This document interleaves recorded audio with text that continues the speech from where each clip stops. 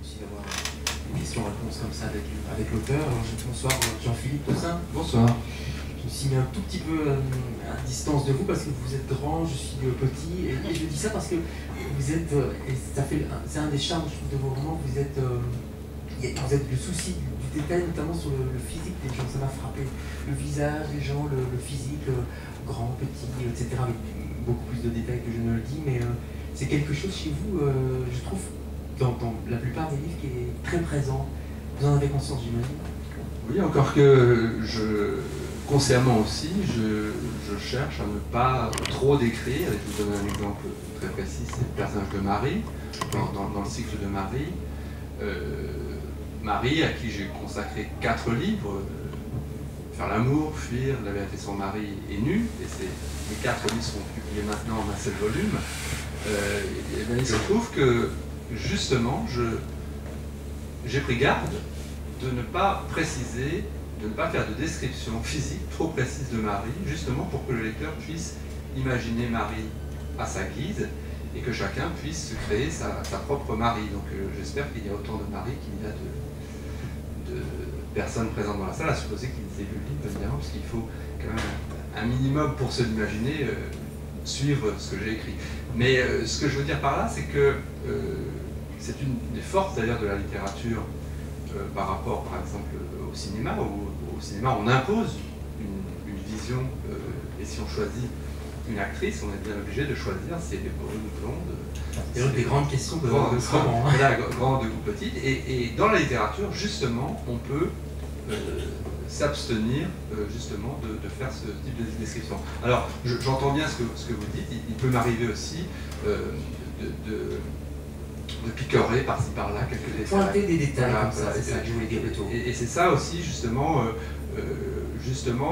j'aimerais aussi insister sur un seul détail, quitte à me passer de tous les autres, et qu'à partir du détail que je souligne, permettre au lecteur d'imaginer une figure complète. Voilà, c'est rempli effectivement de plein de choses, mais aussi de petits détails, notamment physiques. On est d'accord là-dessus?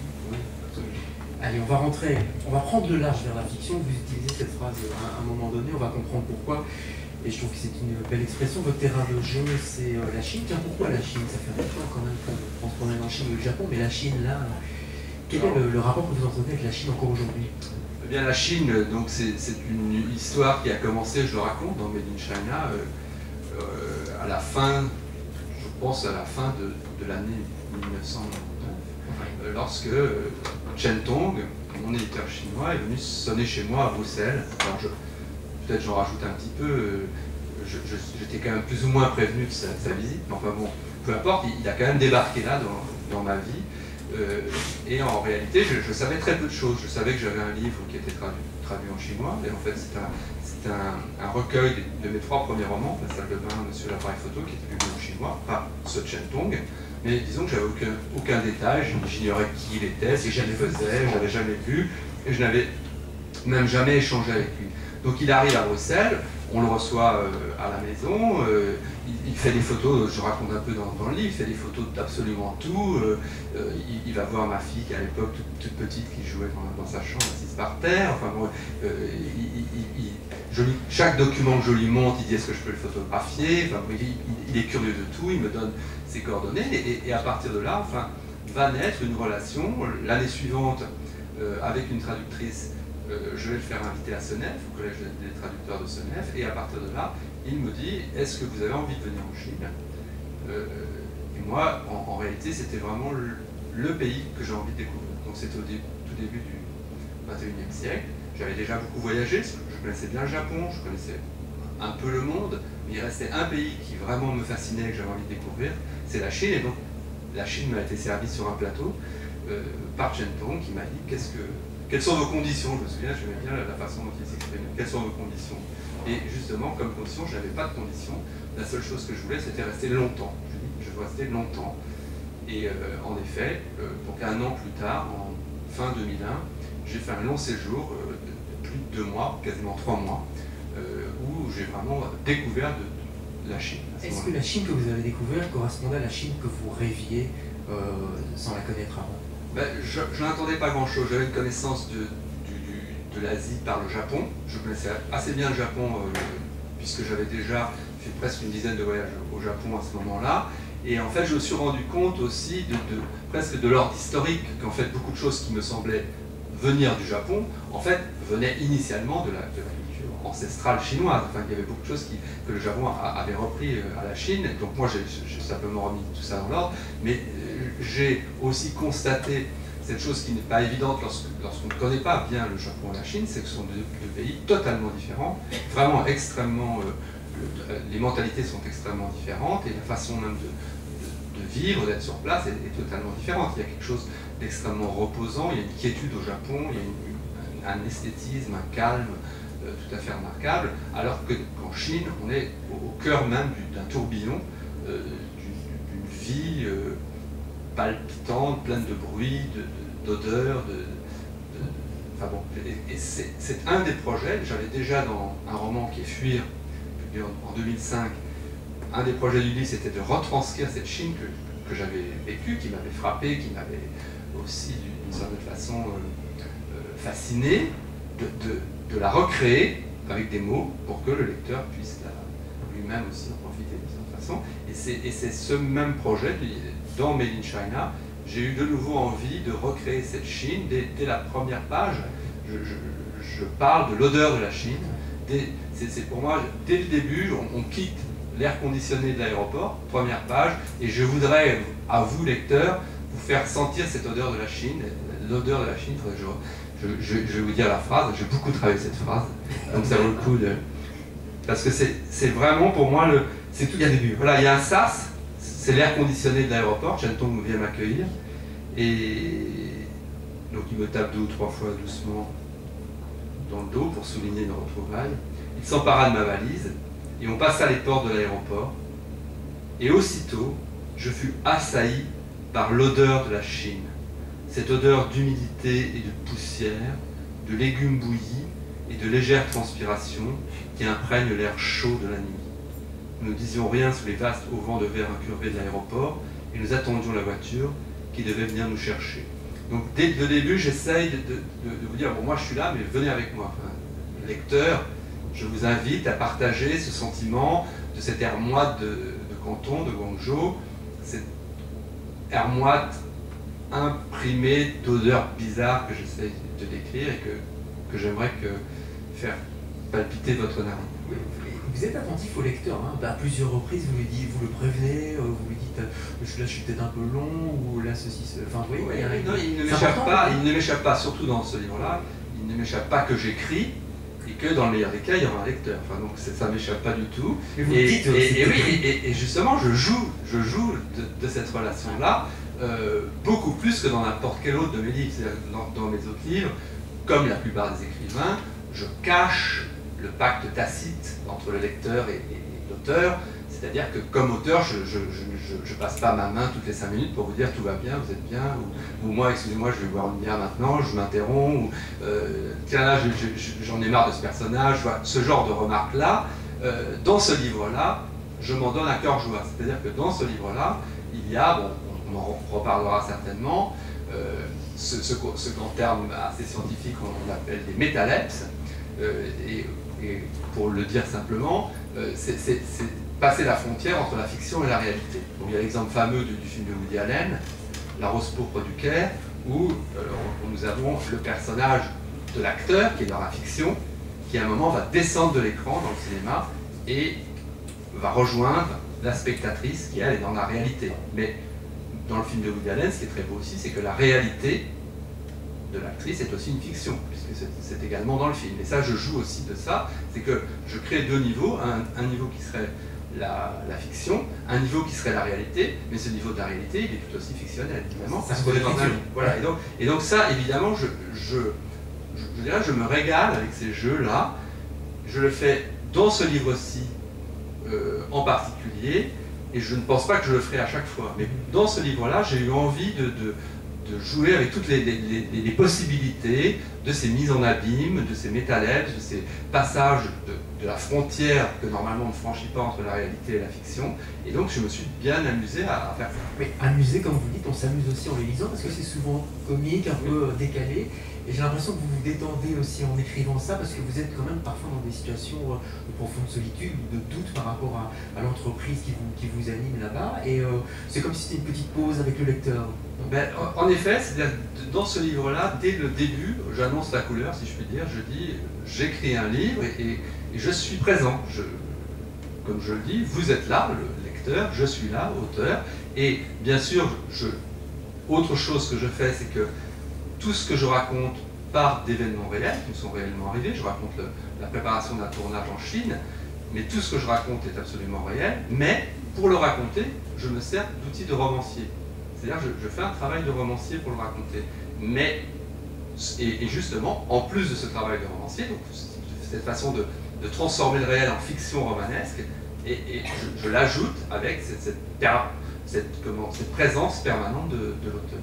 Et ça, vous ne le dites pas tout de suite. Enfin, je crois que vous vous amusez beaucoup. Tout d'un coup, vous racontez que vous êtes en route, je crois, pour la foire de Canton. Et là, vous avez un déclic. Vous avez écrit jusqu'ici une sorte de journal de bord, avec des mots très simples, des phrases qui ne sont pas des phrases. Et tout d'un coup, vous dites, là, je tiens à revoir. On a l'impression d'assister à la naissance de Made in China. Oui, c'est absolument vrai. Il y a une scène dans le livre, ce qui n'est pas le cas de tous les livres qu'on lit, où je raconte très précisément quand et comment est née l'idée de ce livre. Et de ce livre, alors c'est amusant à écrire, je veux dire, le livre que vous êtes en train de lire, ou le livre que je suis en train d'écrire, ou le livre que nous lisons, ou le livre qui n'a pas encore de titre, alors parfois je me disais, ou le livre qui s'appelle Made in China, enfin bon, il y a différentes variantes, j'ai pu changer la phrase, mais en effet, il y a ce moment qui est réel en plus, c'est-à-dire qui m'est réellement arrivé, où je me trouve dans une voiture dans les embouteillages en route pour la foire de Canton, pour aller faire un casting, aller rencontrer une actrice.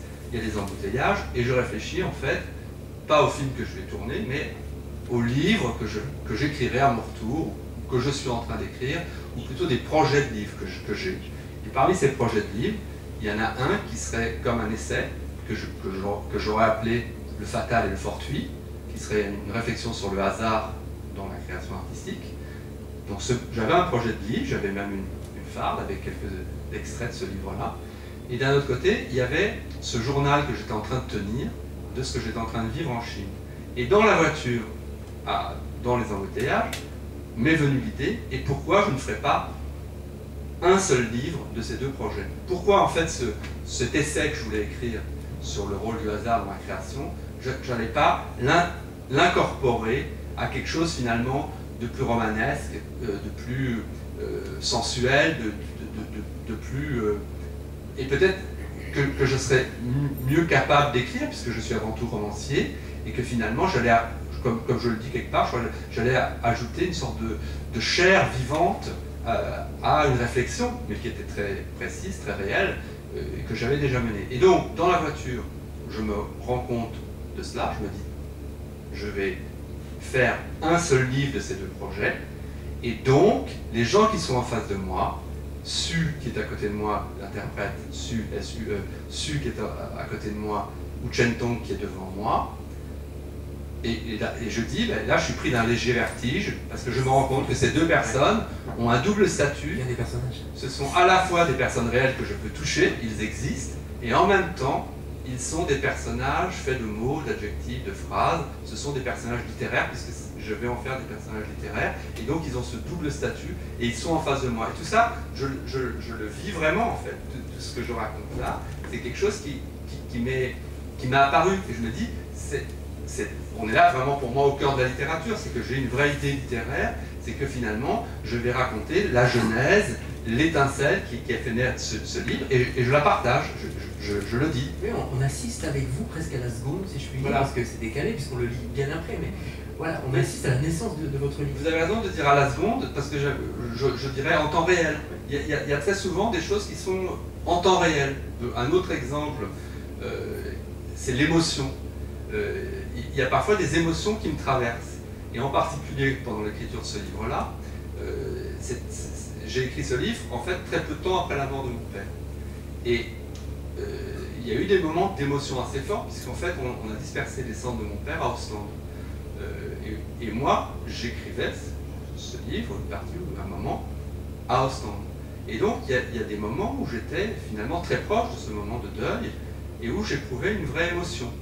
Et donc, au lieu d'éprouver cette émotion et de la garder pour moi, ou de la déguiser derrière des personnages, ou dans une fiction, etc., en temps réel, j'ai parlé de ces émotions qui me traversaient.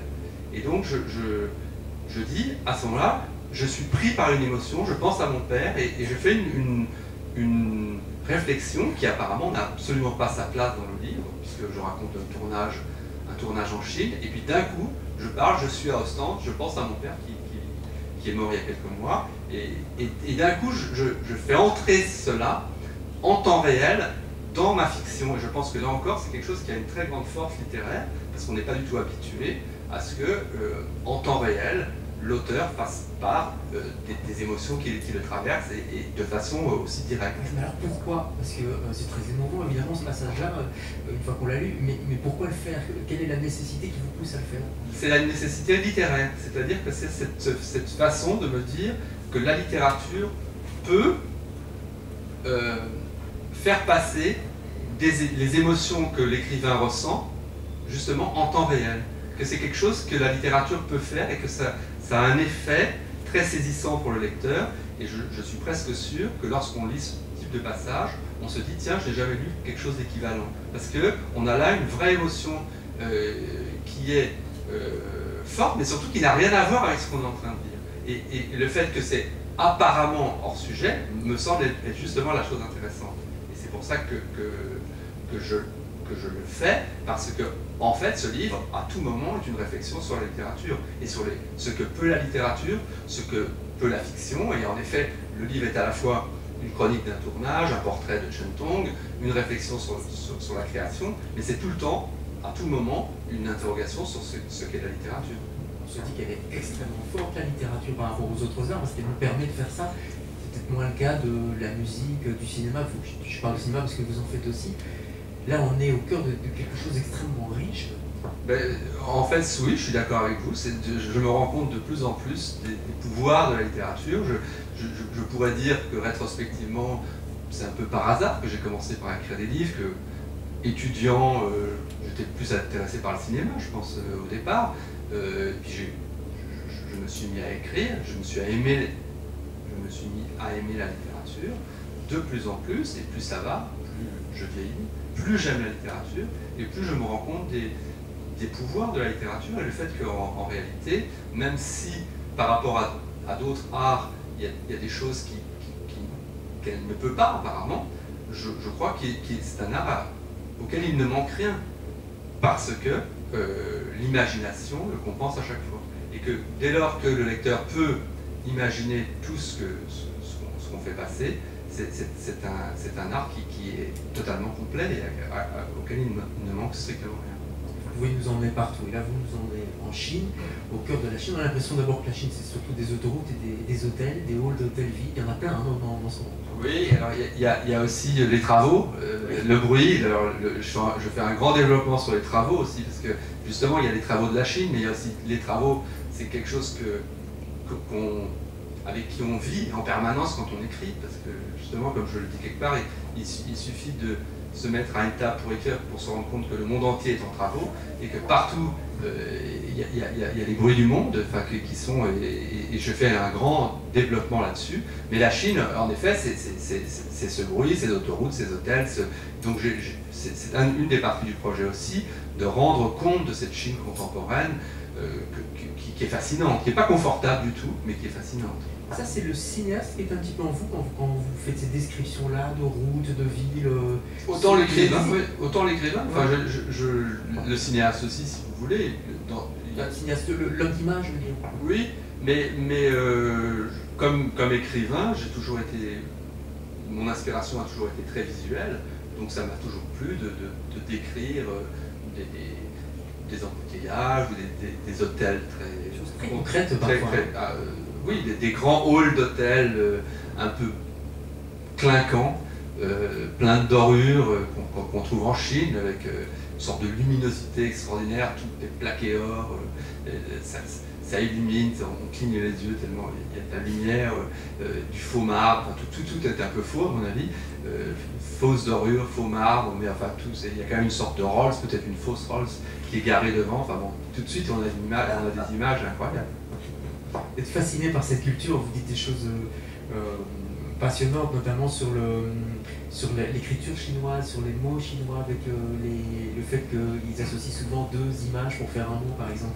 Oui, alors il y a aussi dans le livre une vraie, comment dirais-je, ça fait depuis donc 17 ans que je joue Chine régulièrement. Par la force des choses, je me suis intéressé beaucoup à la culture chinoise. J'ai même appris un peu le chinois au début, après je me suis rendu compte que c'était voué à l'échec. Enfin, au moins j'ai quelques rudiments et une sorte de connaissance culturelle, cultivée de la langue chinoise. Comment vous l'apprenez, si je puis me permettre? Oui, mais j'ai arrêté depuis. C'est pas grave. En septembre 2001, oui. tout le monde sait où il était le 11 septembre 2001. Je le dis parce que vous en parlez. Je raconte qu'en effet, le 11 septembre 2001, j'étais à Bruxelles, en train de prendre un cours de chinois, pas loin d'ici d'ailleurs, rue des Capucins. Voilà, donc, et j'aimais bien cette image parce que, en général, enfin, je veux dire, ça me semblait une sorte d'image géopolitique d'apprendre le chinois le 11 septembre 2001. Enfin, on fait des digressions aussi. Voilà. Donc revenons à la... donc le chinois, je l'ai appris à ce moment-là, mais après j'ai abandonné. Enfin, je n'apprends pas le chinois depuis 2001, sinon ce serait vraiment complètement voué à l'échec. Mais très vite, je me suis rendu compte que je n'apprendrais pas. Mais par contre, et j'en reviens à ce que je voulais dire, la culture, j'ai une connaissance de comment est construite la langue chinoise, certains mots, certains exemples, j'ai une connaissance aussi de la culture. J'ai lu des livres, en particulier les livres de François Julien, un des grands philosophes, sinologues. J'ai lu des livres aussi sur l'écriture chinoise. Bon, tout ça m'a amené aussi à parsemer le livre de réflexion autour de la culture chinoise, et notamment une réflexion qui est que je partais en Chine pour tourner un film. Généralement, d'un metteur en scène occidental, on attend, il arrive, il sait très bien ce qu'il veut, il a un scénario, il a tout prévu, il sait exactement chaque détail est planifié, il a un but, et voilà ce qu'il veut faire, et donc il faut que les Chinois qu'il va trouver fassent ce qu'il veut. Or, dans la culture chinoise, on peut dire que très souvent, l'exemple qui est donné, c'est dans les armées, le général n'a pas de visée, n'a pas de but clairement défini. Ce qu'il va faire, c'est observer la situation et essayer de tirer le meilleur parti de la situation qu'il observe. Et ça, je me suis dit, tiens, c'est une métaphore qui est très intéressante par rapport à ce que moi je suis venu faire. En fait, je suis parti en Chine sans visée. Donc, j'avais vaguement un scénario, et à peine, mais je voulais tirer parti de ce que j'allais trouver. Et donc, c'est une métaphore qui m'a servi, et je me suis dit, finalement, la façon dont la pensée chinoise considère la réalité est très intéressante, et je peux m'en servir parce que c'est d'une certaine façon, c'est comme ça que je conçois le travail artistique. C'est sans idée préconçue, sans idée préétablie, mais finalement en accueillant ce que je vais trouver. Et pour moi, c'est une vraie leçon, et d'ailleurs, il y a une vraie réflexion là-dessus, aussi sur la part du hasard dans la création artistique. En même temps, faire du cinéma, c'est quand même concret. Vous racontez la scène de l'aéroport de Canton avec le cheval. Ça n'a pas été facile à mettre en place. Il a fallu jouer un peu les filous là, pour y arriver sur cet aéroport. Bien sûr. Alors évidemment, ce qui m'arrive là-bas est évidemment toujours saugrenu, rocambolesque.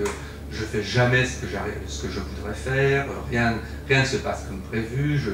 Il y a tout le temps des contretemps. Ils sont très patients, hein, là-bas, oui. vos collègues. Voilà, mais enfin, je veux dire, c'est vrai que, alors évidemment, tourner avec un cheval dans un aéroport n'est pas du tout quelque chose de simple, je veux bien l'admettre. Nous avons quand même Chen Tong, justement, puisque c'est lui qui réussit à combler tous mes désirs et les plus compliqués, a quand même réussi à me fournir un Boeing 747. Et un cheval. Bon, alors, ce qui s'est dit peu. Voilà, ce qui n'était pas simple, je reconnais. la fois suivante, là,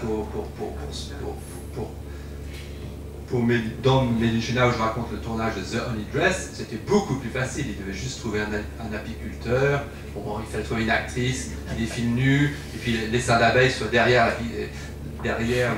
l'actrice. Bon, c'était quand même beaucoup plus simple que l'aéroport et le... Pas bon. Mais en tout cas, c'est vrai que Chen Tong arrive toujours très simplement, avec des idées très ingénieuses, à trouver des solutions. Et nous avons donc tourné avec ce cheval insupportable, ce cheval qui, comme je le dis, à croire qu'il ne comprenait pas le chinois, puisque même ce que je demandais au chinois de lui traduire, au cheval, enfin de lui expliquer, il ne le faisait pas. Et ce cheval n'a absolument pas du tout fait ce que j'aurais aimé qu'il fît. Tout est compliqué, Jean-Philippe Toussaint, parce que l'apiculteur est compliqué aussi. L'apiculteur est terrible aussi. Il fait pas ce qu'on lui demande. Donc, et alors Chen Tong est toujours calme comme ça, voilà. Vous demandez presque l'impossible et il dit oui, on va essayer, on peut y aller. Voilà, Chen Tong est parfait.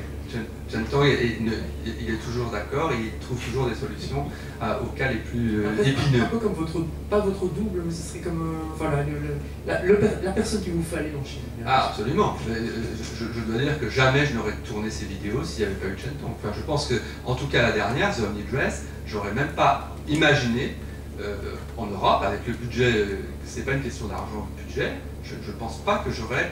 D'ailleurs, ça ne m'intéressait même pas. C'est là, je reviens là-dessus, ce qui m'intéressait, c'était d'aller tourner The Honey Dress en Chine.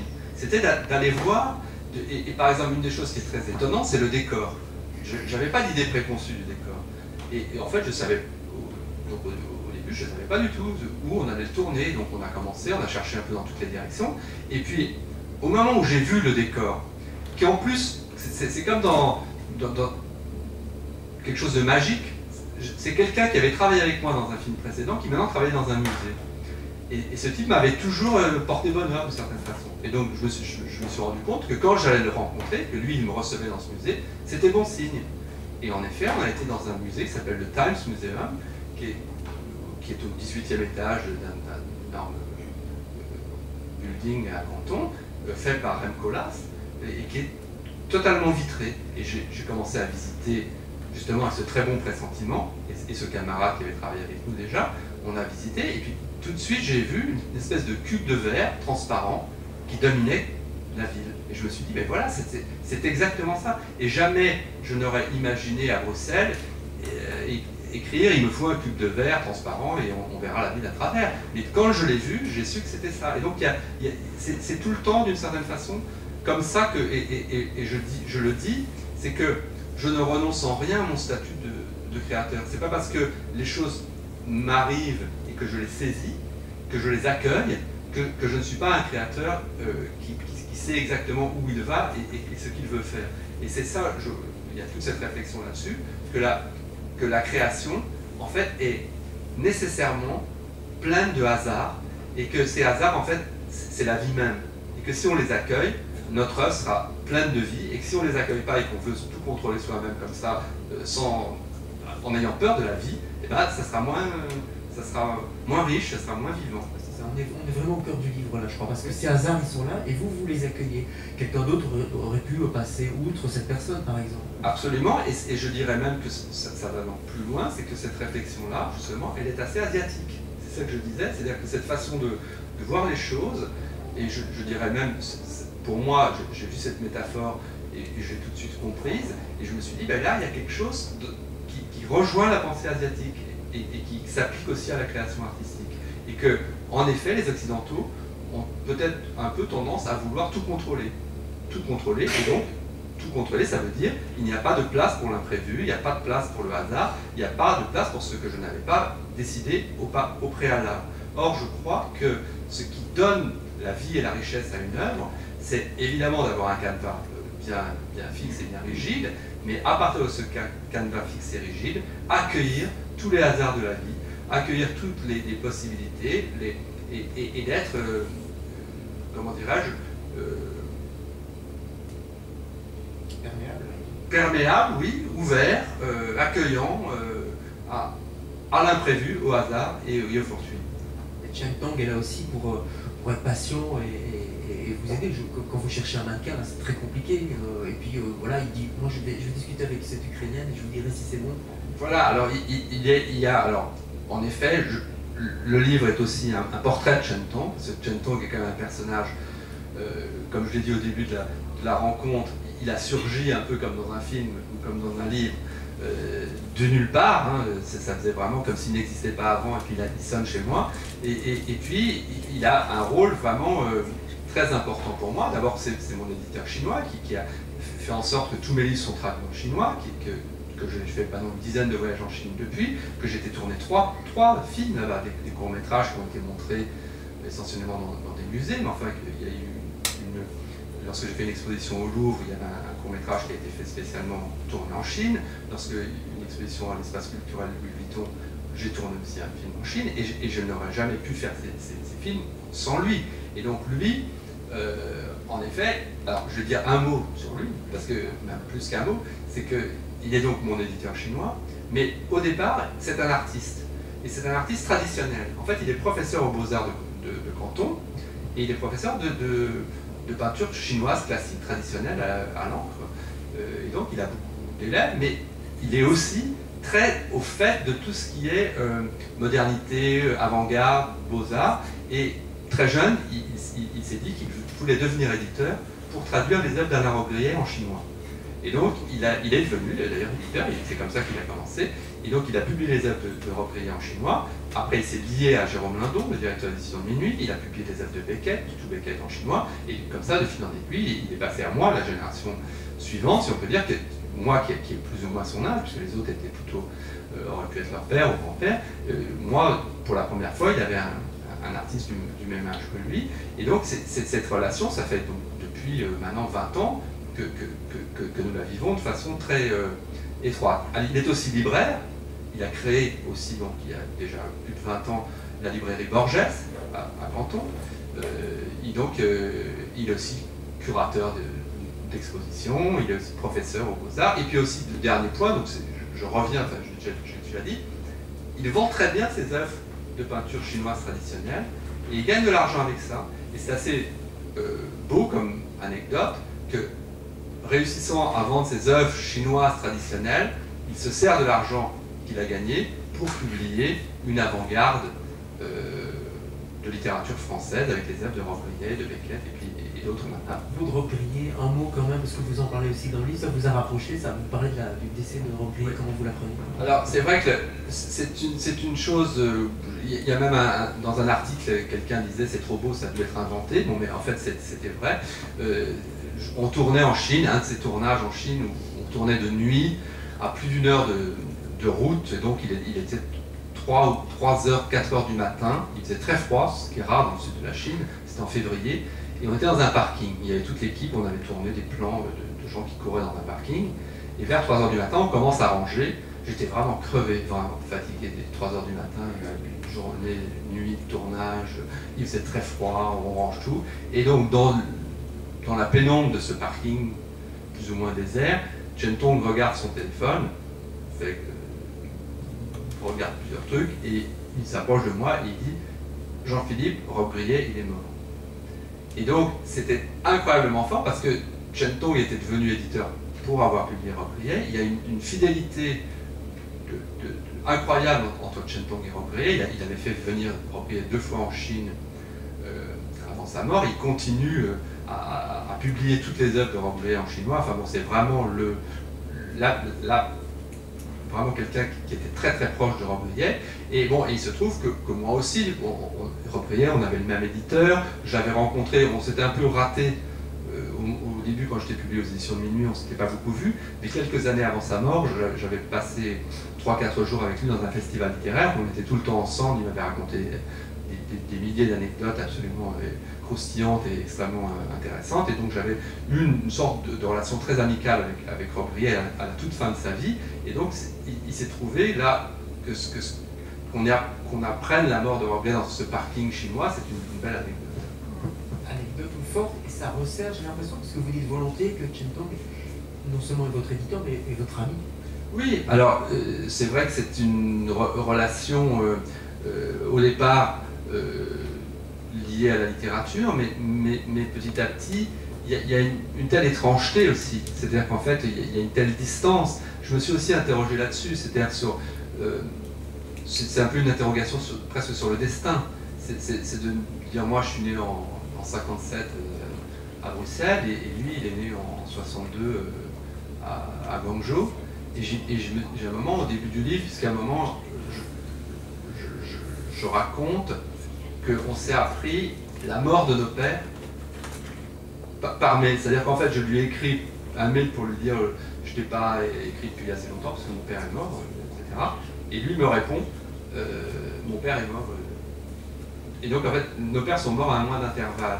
Et donc ça m'a, à partir de là, me disant que j'allais écrire autour de lui, j'ai pensé aussi aux petits garçons que nous étions. Je dis à la fin des années 60 par exemple. Et donc j'imagine un peu moi à Ixelles, à la fin des années 60 j'étais à Ixelles, et lui dans la campagne près du Guangzhou. Et j'imagine l'espèce de million d'années-lumière qu'il y a entre ce petit garçon à Guangzhou et le petit garçon à Ixelles, et comment, je sais pas, 40 ans plus tard, nos chemins allaient se rapprocher, se rejoindre, à cause de l'art, à cause de la littérature, à cause de Rob Grillet, et tout ça m'a amené à une sorte de réflexion extrêmement intéressante. Et alors c'est une amitié qui n'est pas du tout conventionnelle, évidemment, c'est pas du tout, mais c'est une amitié qui procure une qualité d'émotion très grande et une qualité de réflexion. Enfin, c'est pas une amitié au sens habituel, parce que d'abord on communique beaucoup avec le corps, avec les yeux, tout ça, parce qu'en fait lui il parle pas français ni anglais, et moi comme je vous l'ai dit je parle pas très bien chinois. Enfin, parfois on baragouine, lui en français, il parle quand même mieux français que moi chinois, enfin à peine. Bon, et donc on baragouine comme ça sans interprète. Comment vous parlez entre vous là? Eh ben, on se comprend, on finit toujours par se comprendre ou par ne pas se comprendre, d'ailleurs, peu importe. Il y a un échange, il y a quelque chose qui se passe, beaucoup de choses qui passent par les yeux, évidemment, et par une sorte de complicité intellectuelle non dite ou devinée. Mais peut-être que je me trompe, en fait, on se comprend pas du tout. Mais en tout cas, ce qui me plaît, c'est de l'imaginer. Et je trouve que c'est assez beau de l'imaginer. Peut-être c'est un contresens total. Peut-être que vous n'êtes pas son ami. Je ne suis plus son ami. Je lui en ai trop fait. Il a lu le livre, j'imagine. Alors ça aussi, c'est un très grand mystère. Donc en fait, j'ai fait autour de MMMMM, les 4 M. L'année dernière, nous avons fait un spectacle avec le groupe de la Noire Orchestra, qui a été créé à Clermont-Ferrand, que nous avons joué à l'Odéon. Cette année, on l'a repris, et nous avons fait 2 représentations à Paris au Théâtre du Rond-Point. Il n'avait pas pu venir l'année dernière voir le spectacle à Paris, mais cette année, il est venu spécialement de Chine voir le spectacle au Théâtre du Rond-Point. Et donc, évidemment, après le spectacle, tout le monde m'a demandé « Et qu'est-ce qu'il a pensé du spectacle ?» Et moi, justement, une des choses que j'explique, c'est qu'en fait, ce qu'il a pensé du spectacle, je n'en sais rien. Et je mets au défi quiconque d'en savoir quelque chose. En fait, il est différent. Il n'est pas comme quelqu'un qu'on connaîtrait, ou un journaliste qui viendrait faire un article en disant « Ah, mais j'aime bien la première partie, là, il y a un petit coup de moulin, enfin là, c'est formidable, ça c'est exceptionnel, j'aime beaucoup ceci, ce passage-là. » Enfin, pas du tout. Donc on ne sait pas. Il n'y a pas du tout un regard critique comme ça qui va détailler tout ça. Il reste assez impénétrable, et c'est ça qui me plaît aussi, c'est que j'imagine que ça lui a plu. Il vous fascine. Oui, alors par exemple, la dernière fois, lors de mon dernier séjour, et ça durait 3 semaines, hein, j'ai constaté qu'il était quand même plutôt de mauvaise humeur. Il faisait quand même beaucoup la gueule. Et là, à Paris, donc c'est vrai qu'on l'a vu 3 jours, et ben, je le sentais vraiment de bonne humeur, très content. Et on voyait, il souriait, je l'ai amené voir l'exposition Hockney au Centre Pompidou, après on a dîné ensemble dans un resto, on était voir le spectacle, bien sûr, il avait une interprète, il avait sa compagne, enfin bon, tout ça, mais il y avait quelque chose il était très détendu, et il y avait quelque chose que je ressentais qu'il allait bien. Mais je le répète, beaucoup de choses ne passent pas par les mots. et ne passe pas par une expression qu'on pourrait, comme moi je maîtrise assez bien l'expression, pour expliquer les sentiments, des choses comme ça, mais il y a des tas de choses qui restent informulées, non dites, mais qui ne manquent pas du tout de richesse pour autant, et d'une certaine façon, moi j'aime bien cette position, parce que c'est un peu une position d'écrivain, de devoir lire le monde, deviner des choses invisibles, et donc en Chine, moi j'aime beaucoup le fait de ne rien comprendre, et d'être entouré d'un monde mystérieux et incompréhensible, parce que je suis obligé en permanence de le réinterpréter et de le lire, ce qui est mon travail d'écrivain, parce que en fait, comme écrivain, même à Bruxelles, je suis quand même le plus souvent face à un monde incompréhensible que j'essaye de déchiffrer. C'est quand même c'est pour ça que j'écris. Même à Bruxelles. Même à Bruxelles, c'est que beaucoup de choses me paraissent mystérieuses, incompréhensibles, et c'est pour ça que j'essaie de les formuler et de donner un sens à tout ça. Et alors en Chine, c'est encore mieux, parce que là, je comprends vraiment rien. Et Chen Tong participe à votre fascination pour la Chine? Bien sûr, bien sûr, bien sûr, bien sûr. Alors, bien sûr, j'ai pas d'autres modèles. Il y a aussi une autre chose aussi, c'est que, en fait, on peut pas utiliser les mêmes codes.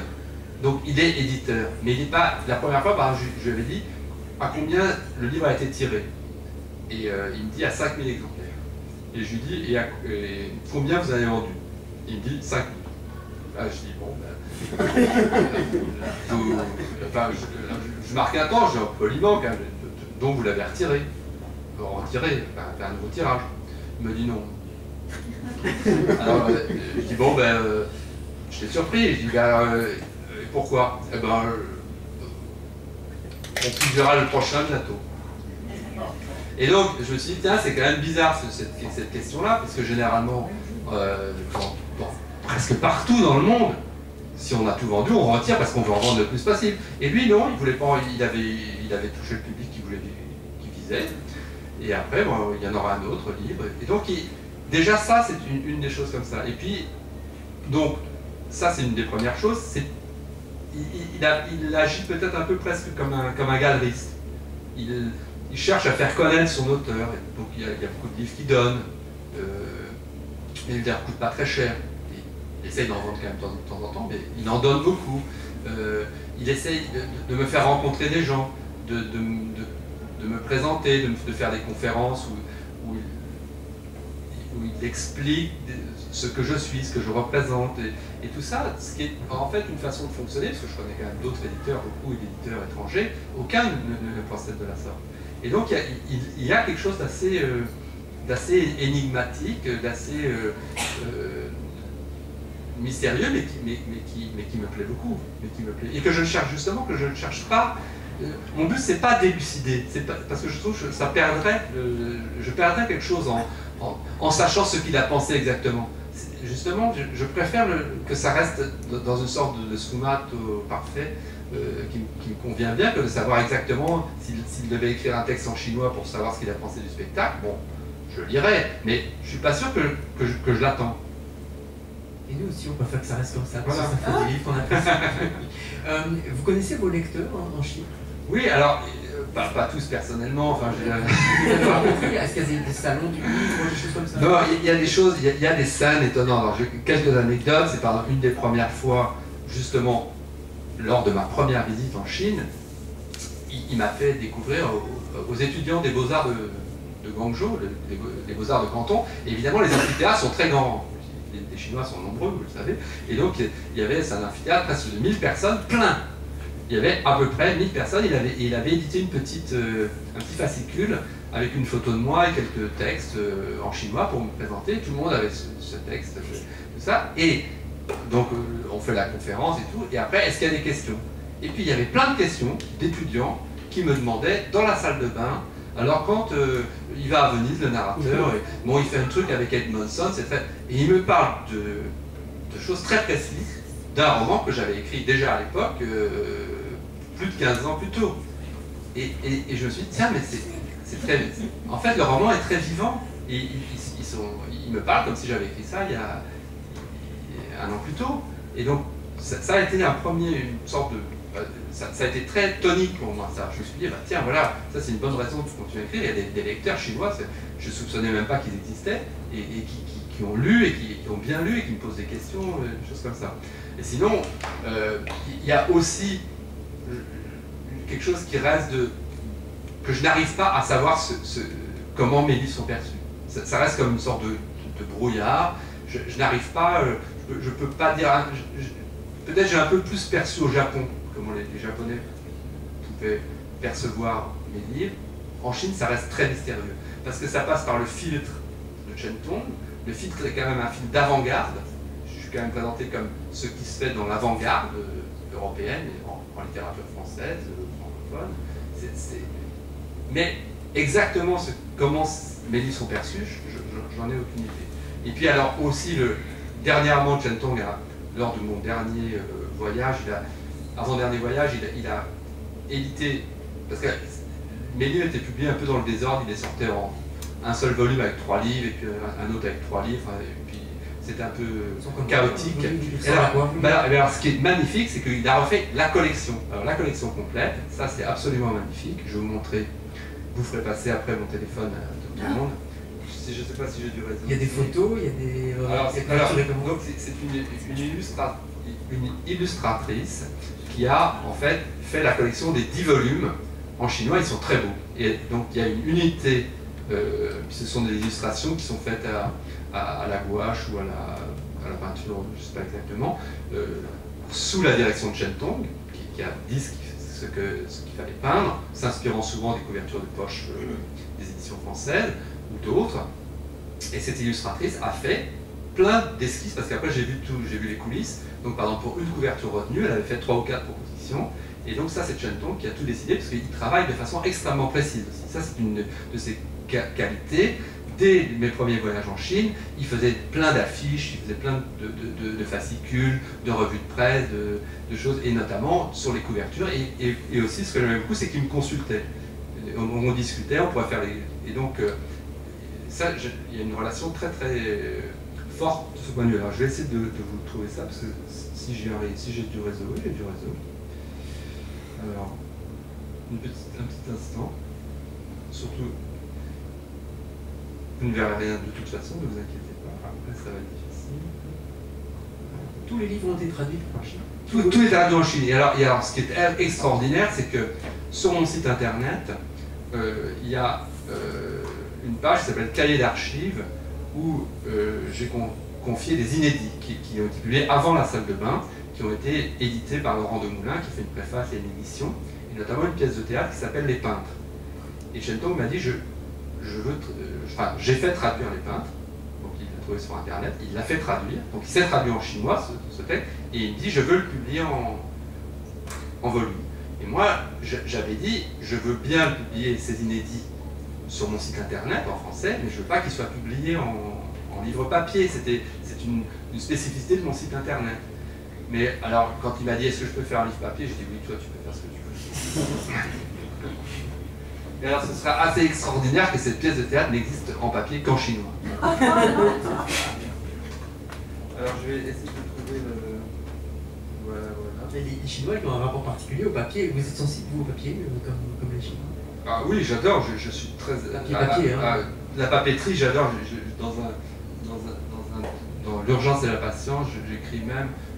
Je croyais aimer la littérature, mais c'est l'amour de la papeterie que j'ai en fait. Je raconte toutes les histoires de mes crayons, de mes papiers que j'utilise.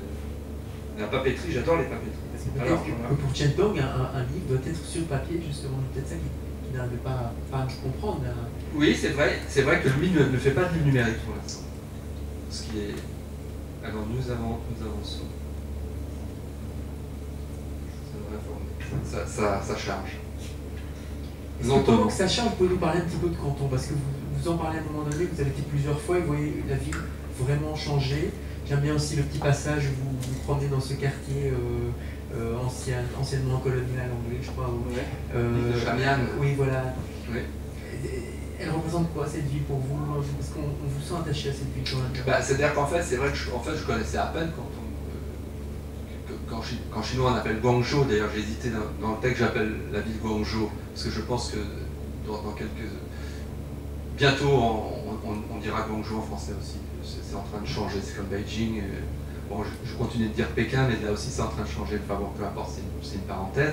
Canton, c'est une ville que je connaissais à peine, quand il m'en a parlé. C'est la grande ville du sud de la Chine, qui se trouve à côté de Hong Kong, et à côté de Shenzhen, et qui, en fait, que j'ai été, chaque fois que j'allais en Chine, j'étais à Canton, puisque c'est le quartier général de Shentung. Et j'ai connu, en fait, en 2001, j'ai connu Pékin, Shanghai et Canton. Shanghai était déjà une métropole, en gros, comme maintenant. Il n'y a pas eu d'énormes changements. Pékin, j'ai encore vu des traces, des hutongs, des vestiges, enfin, j'ai encore vu certaines choses. Mais Canton était une ville encore très rurale. Et on sentait, il y avait vraiment encore beaucoup énormément de vélos, il y avait des vélos à Pékin aussi, mais énormément de vélos, de triporteurs, d'animaux dans la rue, de trottoirs sales, de ruelles en terre, de carrioles, enfin, il y avait un côté encore très rural, ce qui, 5 ou 6 ans plus tard, avait complètement disparu. Dès 2008, il n'y avait plus, déjà, les vélos n'avaient plus, les motos n'avaient plus le droit de circuler dans le canton, parce que c'était déjà que des autoroutes. Et maintenant, Canton, alors évidemment, il y a la très belle rivière des Perles qui traverse Canton, qui est magnifique la nuit, mais c'est une mégalopole qui, comme on imagine Shanghai ou Pékin, maintenant il n'y a plus de différence, c'est devenu une très grande mégalopole où toute la ruralité a disparu, enfin, ce qui appartenait encore à la ruralité a disparu. C'est une ville attachante, alors évidemment les Chinois, c'est les Chinois du Sud, et donc un peu comme partout dans les Sud, ils ont plus de tempérament que les gens du Nord, et donc les Chinois du Sud sont plus volubiles, enfin, bon, il y a des choses comme ça, que moi j'observe pas de très près, mais je me suis laissé dire tout ça. Alors j'ai trouvé les couvertures là. Comment on va faire pour vous les montrer? On peut se passer le téléphone. Oui, mais alors il faudrait que je présente. Juste une couverture peut-être. Oui, attendez. Alors la salle de bain peut-être. Ah oui, ça c'est bien. Ah oui. Alors, déjà, alors attendez, je vais faire comme un prestidigitateur. Alors on va peut-être agrandir. Alors ça c'est la salle de bain.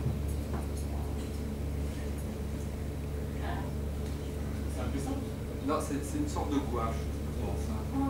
Alors, et alors la ligne, si vous voulez, si vous voyez, c'est toujours en fait le même. Voilà. Et on retrouve toujours ce style, c'est la collection. Et voilà, avec des couleurs comme ça, Bon, sinon, c'est facile sur mon site, hein, c'est jptoussaint.com, et vous allez à une page Chine, et donc elles sont immédiatement, vous pouvez les regarder. Page Canton sur mon chiffre. Ça, c'est pas le plus pratique. Mais disons qu'il y a une unité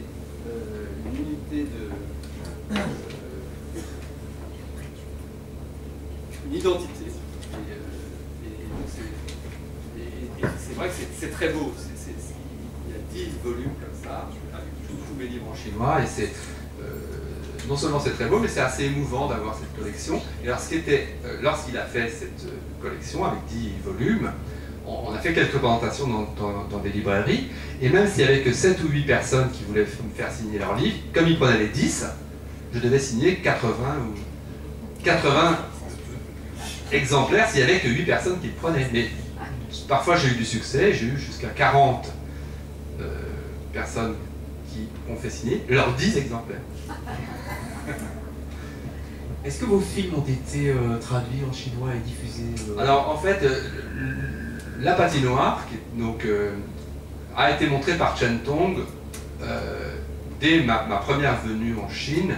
Il a organisé une séance de cinéma dans un cinéma de Canton, mais aussi ce qu'il faisait, et ça me plaisait beaucoup, c'est qu'il le projetait sur les murs blancs des galeries d'art.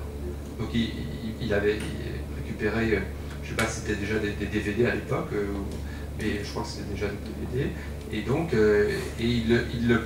il projetait mon film comme ça, qui était un film en 35 mm qui n'était pas du tout fait pour être montré comme ça, surtout que les Chinois ils passaient devant, ils bavardaient, tout ça, mais en même temps c'était une façon de le présenter qui était très contemporaine et finalement qui m'a bien plu, et très souvent Chen Tong est un grand organisateur, donc donc il travaille souvent avec des galeries d'art, et donc la plupart des films que j'avais tournés, évidemment les films que j'ai tournés en Chine, il les propose comme ça lors de soirées un peu organisées de façon impromptue. Vous êtes sensible, vous, au cinéma chinois, à contrario? Alors, j'ai découvert, je dirais, bon, par exemple, le grand cinéaste chinois, c'est Jia Changke.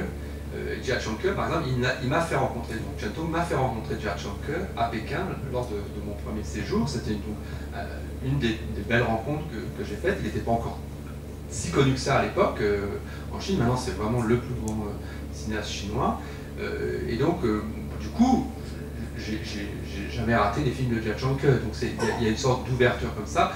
Ça ne va pas vraiment au-delà. Et en ce qui concerne la littérature chinoise, bien sûr, j'ai un peu regardé tout ça. C'est assez difficile. Enfin, je veux dire, et là, les gens où je sais très bien que si je demande conseil à Chen Tong, il me dit, lui, il s'en fout de la littérature chinoise. Lui, ce dont il s'occupe, c'est la littérature française. Donc, c'est pas lui qui a des conseils à me donner sur la littérature chinoise.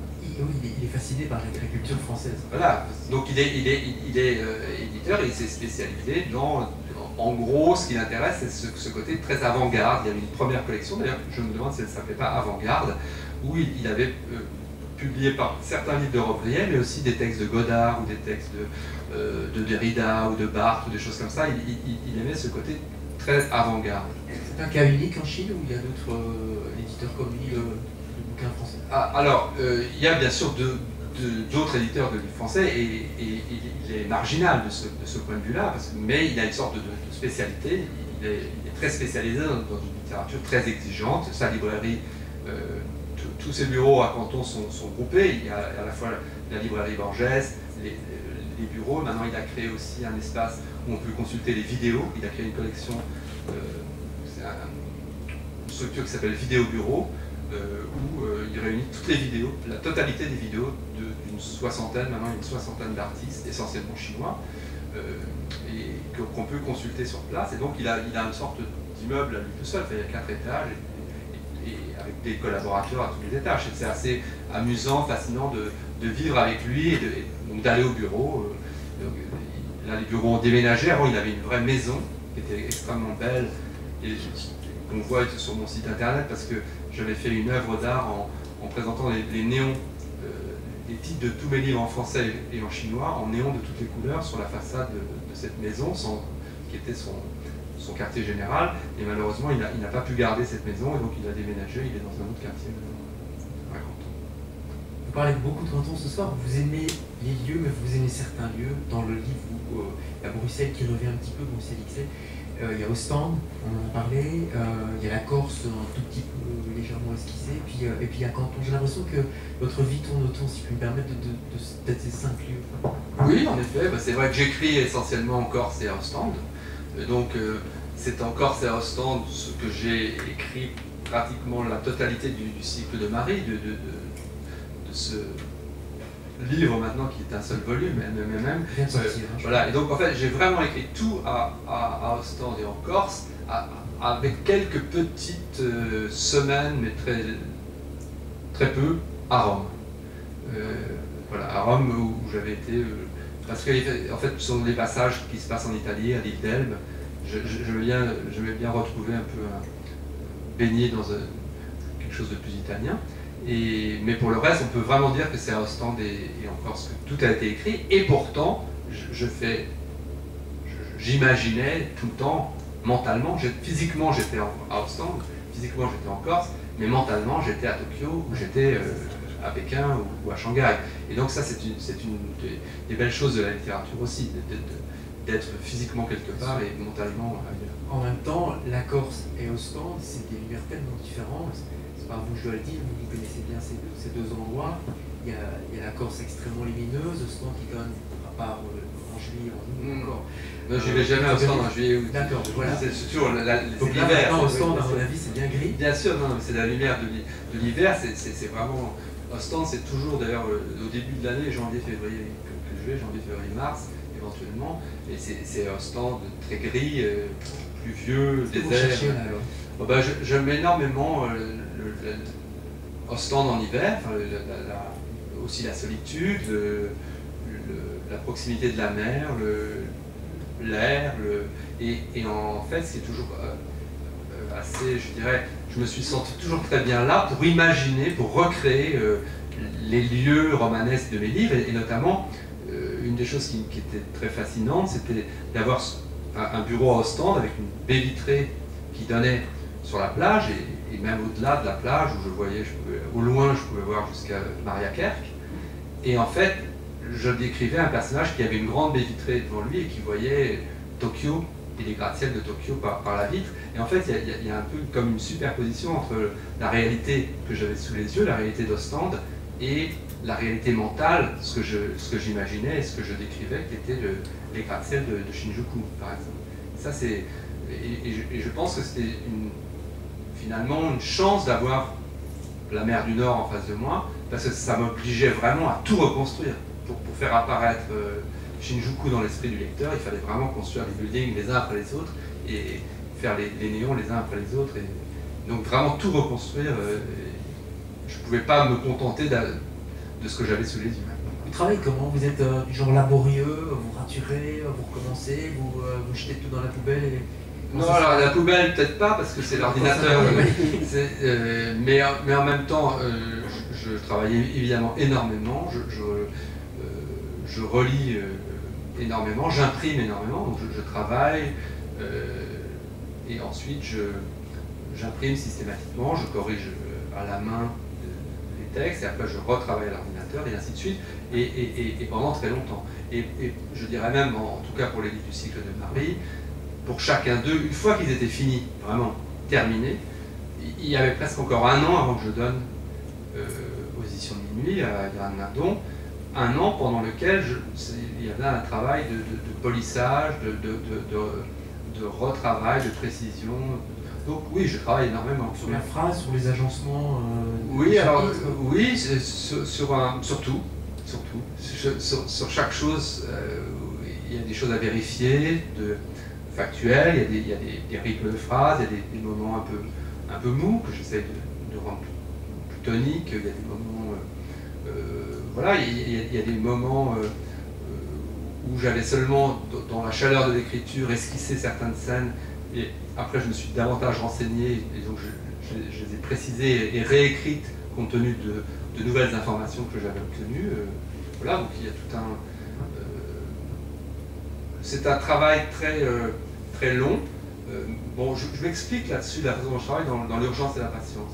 Dans l'urgence et la patience, j'explique qu'il y a ces moments d'urgence où j'arrive justement à faire sortir quelque chose, ces moments où ça vient, et puis ces moments de patience, en amont et en aval, où je reprends beaucoup, et ça fait partie du travail.